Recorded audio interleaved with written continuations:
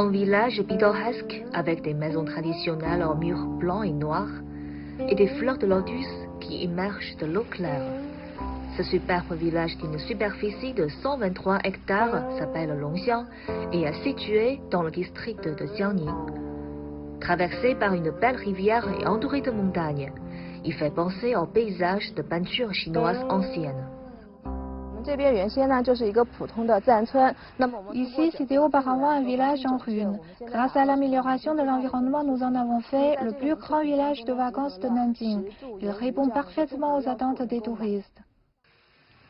Au village Longxiang, les passionnés de la culture chinoise peuvent jouer aux échecs chinois, jouer au guqin,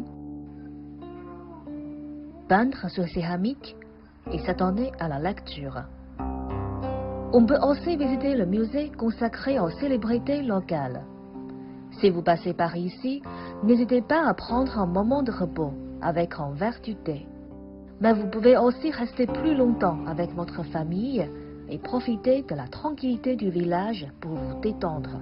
Nous sommes venus ici parce que nous voulons évacuer le stress du quotidien et trouver un village loin des villes pour vivre au plus près de la nature. À part le projet de construction de ce village rural, le district de Jiangning s'applique en même temps à promouvoir le tourisme tout en un. Ouvert en 2015, le parc de Niushoucheng est un bon exemple. Il est connu pour abriter les reliques sacrées de Bouddha et le tombeau de Zhenghe, grand explorateur maritime chinois. Au cours des 3 dernières années, le parc Niushoucheng a accueilli plus de 4 millions de touristes, chinois et étrangers, attirés par son environnement agréable et sa riche culture bouddhique.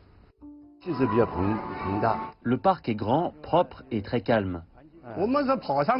Nous sommes montés jusqu'au sommet de la montagne. J'ai 82 ans. Je viens profiter du paysage et ça me maintient en forme. Dans le parc de Niushoucheng, même les toilettes sont conçues avec soin. Elles ont toutes leur propre nom. Par exemple, celui-ci s'appelle champ de bambou. Les installations se fondent toutes dans le paysage. Inspirée de l'esprit zen, l'architecture est en parfaite harmonie avec la nature environnante. En